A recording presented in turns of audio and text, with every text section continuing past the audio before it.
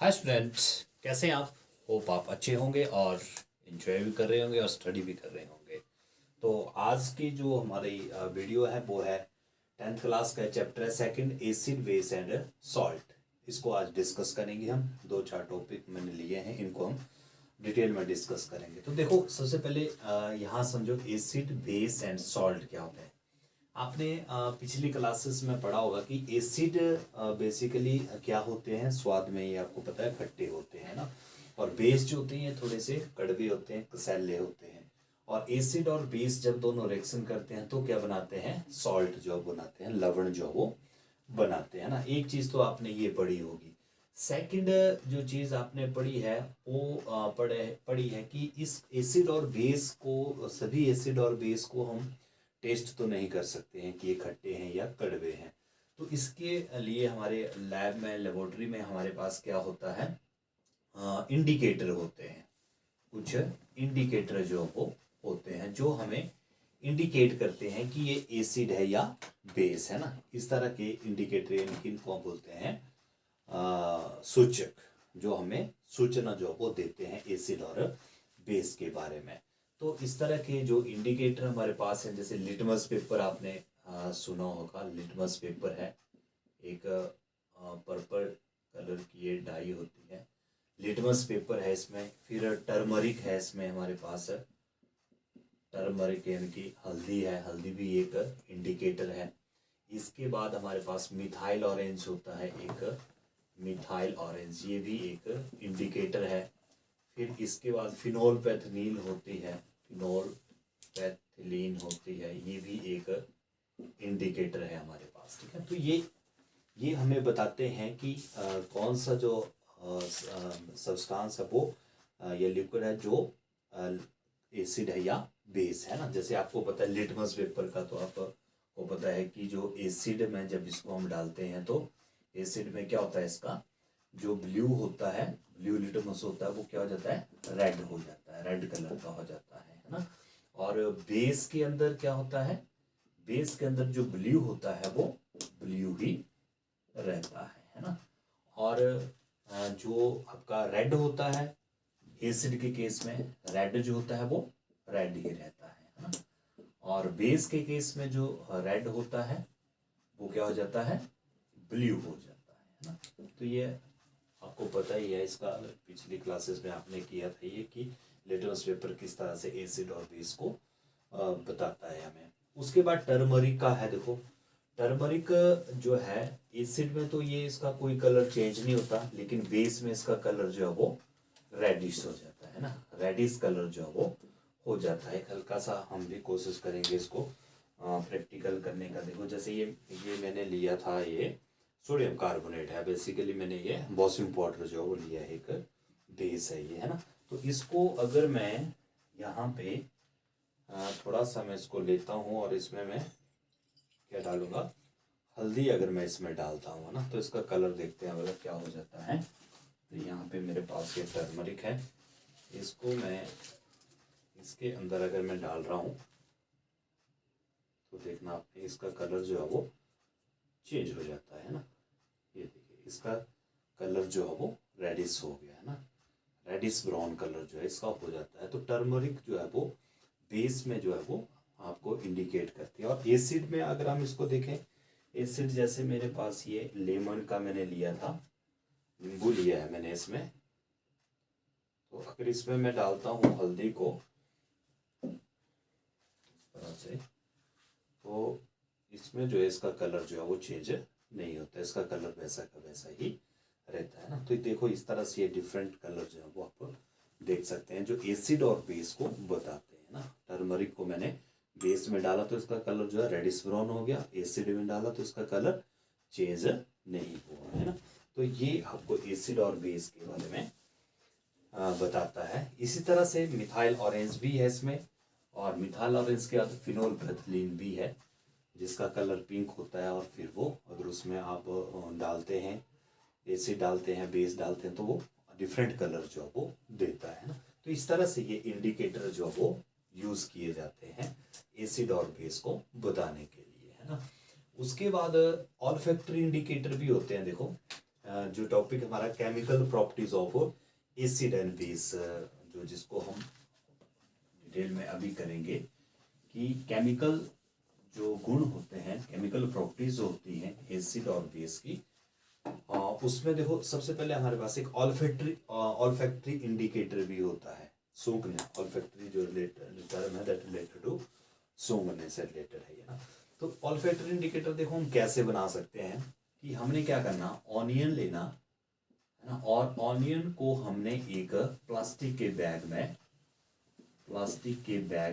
Pack कर देना है ना, और उसी प्लास्टिक के बैग में हमने क्या कर देना, छोटी छोटी इस तरह से स्ट्रिप्स बनानी है हमने, किसकी, कपड़े की, इस तरह से, और उसको भी हमने उसके अंदर जो पैक कर देना एक प्लास्टिक के बैग के अंदर, और फिर इसको हमने होल नाइट, पूरी रात जो है इसको फ्रिज में रख देना, फ्रिज में इसको हम रख देंगे सारी रात, और फिर अगले दिन हम इसको, ये जो हमारे पास है ये क्लोथ की जो स्ट्रिप्स होंगी, इन स्ट्रिप्स को हम एसिड और बेस के साथ जो है वो चेक करेंगे, है ना।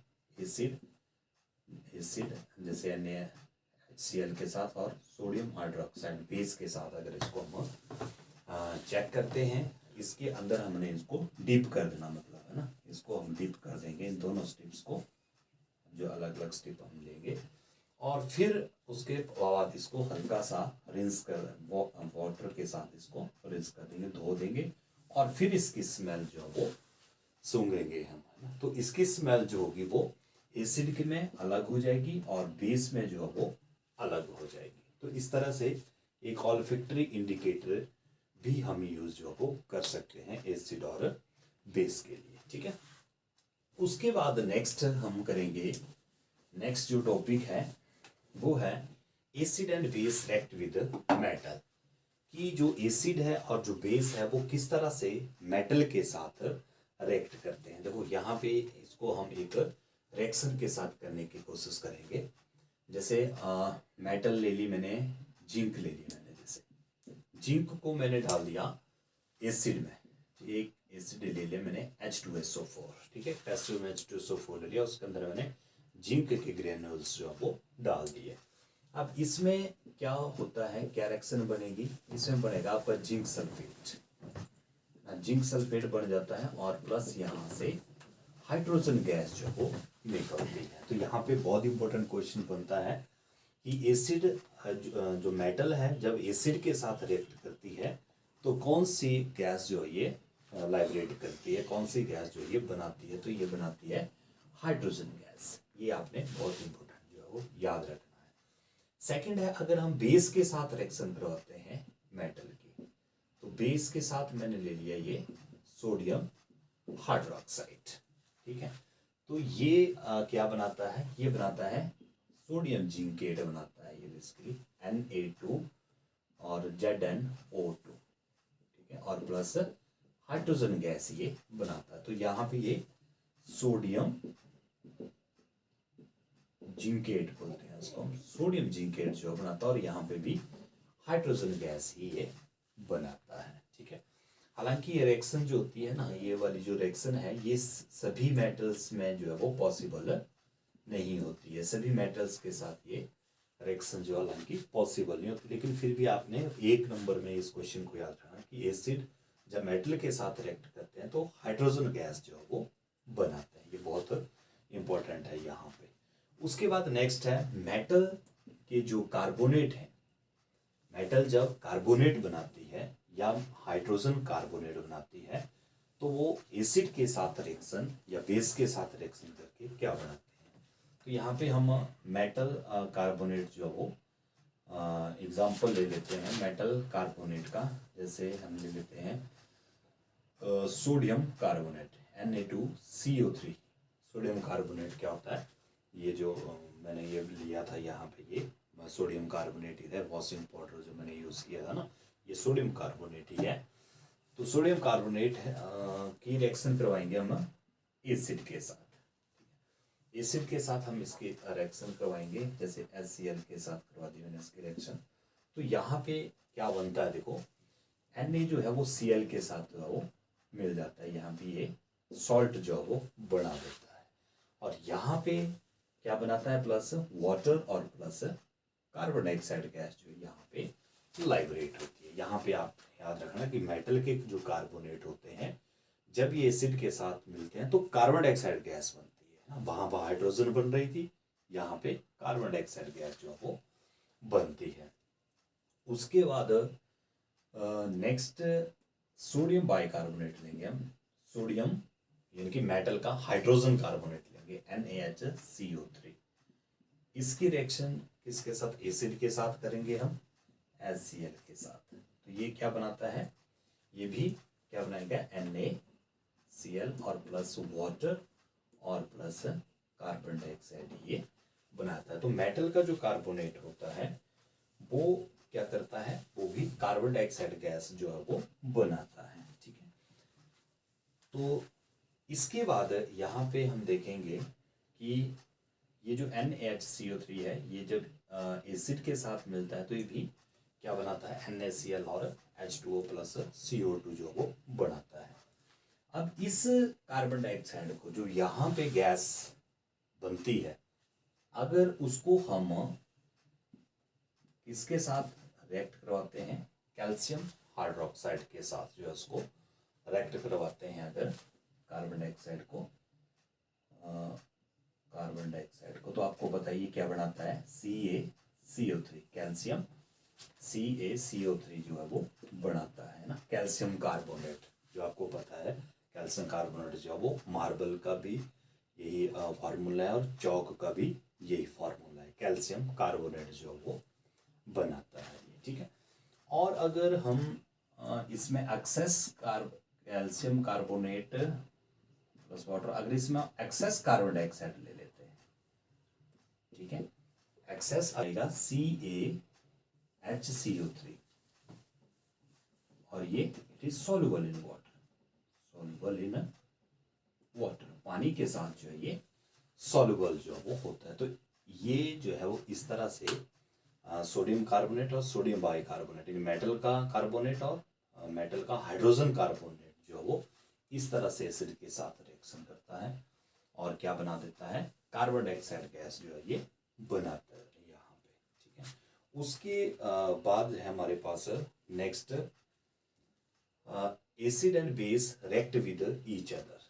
एसिड और बेस जो है, ये मैंने आपको बताया, एसिड और बेस जब आपस में रिएक्ट करते हैं तो ये क्या बनाते हैं ना, तो एसिड और बेस आपको पता है कि एसिड बेस के साथ मिलकर सॉल्ट बनाता है, ये जो चैप्टर का नाम ही है, सॉल्ट बनाता है और वाटर बनाता है। तो यहाँ पे हम एक एग्जांपल लेके चलते हैं, जैसे एसिड ले लिया मैंने HCl और यहाँ पे बेस ले लिया मैंने सोडियम हाइड्रोक्साइड। ठीक है, और ये क्या बनाएगा, देखो वैसे ही Na जो है वो Cl के साथ मिल जाएगा, NaCl और प्लस OH जो है वो H के साथ मिलकर H2O बनाता है। तो ये जो है ये बनाएगा, आपको पता है सॉल्ट बनाएगा ना, ये सॉल्ट बनाएगा और ये वाटर बनाएगा। तो ये बेसिकली रिएक्शन क्या होती है, इस रिएक्शन को हम न्यूट्रलाइजेशन रिएक्शन भी बोलते हैं, न्यूट्रलाइजेशन रिएक्शन, उदासीनीकरण अभिक्रिया भी इसको बोलते हैं, जिसमें एसिड और बेस अगर रिएक्ट करते हैं तो वो एक दूसरे के जो इफेक्ट होता है उसको न्यूट्रलाइज कर देते हैं, है ना। तो उसको हम, उस रिएक्शन को हम क्या बोलते हैं, न्यूट्रलाइजेशन रिएक्शन जो को बोलते हैं ना।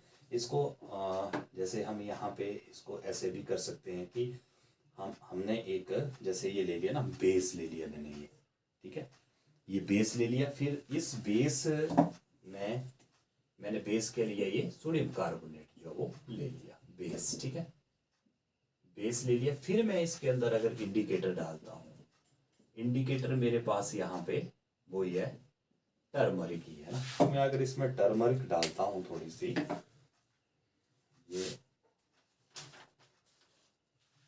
टर्मरिक में यहाँ पे इसमें ये मैंने टर्मरिक डाल दी इसमें, तो इसका कलर जो है वो क्या हो गया, इसका कलर जो है वो चेंज हो गया ना, और इसका कलर कैसा हो गया, रेडिश हो गया। यहाँ पे आपकी बुक पे ये फिनोल्फेथलीन के साथ था, यहाँ मैं टर्मरिक के साथ कर रहा हूँ ना, तो रेडिश ब्राउन इसका कलर हो गया। ठीक है। तो इसका मतलब कि यहाँ पे ये किसको शो कर रहा है, बेस को शो कर रहा है। अब यहाँ पे अगर मैं थोड़ा थोड़ा करके क्या डालता हूँ, इसके अंदर एसिड डालता हूँ, तो एसिड तो मेरे पास है नहीं, मेरे पास सिर्फ वो है लेमन का जूस, यानी कि सिट्रिक एसिड है, HCl वगैरह तो नहीं है। तो अगर इसको मैं यहाँ पे ऐड कर रहा हूँ, इसको मैं थोड़ा सा और रस डाल देता हूँ नींबू का, थोड़ा ज़्यादा हो जाएगा ये। तो अगर मैं इसमें ये एसिड डाल रहा हूँ, इसमें ना बेस के अंदर अब मैं एसिड डाल रहा हूँ, हम देखेंगे इसका कलर में कोई फ़र्क पड़ेगा कि नहीं। इसका कलर जो अब थोड़ा चेंज लग गया हमें, इसमें ज़्यादा एसिड हमें डालना पड़ेगा। ये देखिए इसका कलर जो फिर चेंज हो गया, तो रेडिश से इसका कलर चेंज हो गया, यानी कि अब जो है इसके अंदर बेस की जो क्वांटिटी थी वो कम होने लग गई है ना, और एसिड की क्वांटिटी जो है वो बढ़ने लग गई, इसलिए इसका कलर जो है अब चेंज हो गया है ना। तो यहाँ पे हम देखते हैं कि जब हमने इसके अंदर क्या डाला, रेडिश ब्राउन कलर था ना, फिर इसके अंदर हमने एसिड डाला, तो एसिड मैंने यहाँ पे आपको बताया सिट्रिक एसिड ही डाला, सिट्रिक एसिड डाला, तो दोबारा से इसका जो कलर था रेडिश ब्राउन था ना, अब इसका कलर जो है वो येलो सा हो गया है ना, येलो सा है ये, तो इसका कलर दोबारा से चेंज हो गया, येलो हो गया। तो कहने का मतलब है कि जब एसिड को, किसी एसिड को हम बेस में डालते हैं या बेस को एसिड में डालते हैं, तो वो क्या बना देता है, सॉल्ट बना देता है वो।